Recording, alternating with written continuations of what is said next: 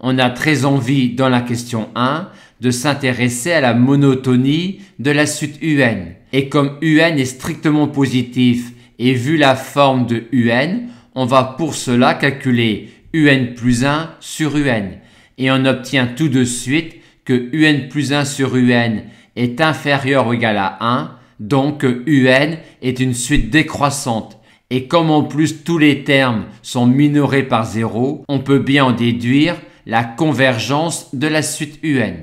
Pour la question 2, vu que l'on ne connaît pas la limite de UN, on va procéder de même et on montre alors facilement que cette quantité-là est inférieure ou égale à 1 en montrant que cette quantité-là est inférieure ou égale à 4 fois cette quantité-là.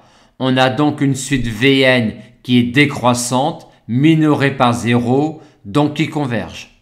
Pour la question 3, quand on regarde la limite de Vn, on voit une structure de la forme l'infini fois une limite finie.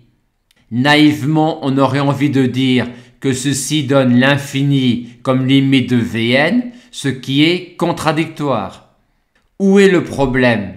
Du l'infini fois une limite finie positive donne plus l'infini, sauf si UN tend vers 0.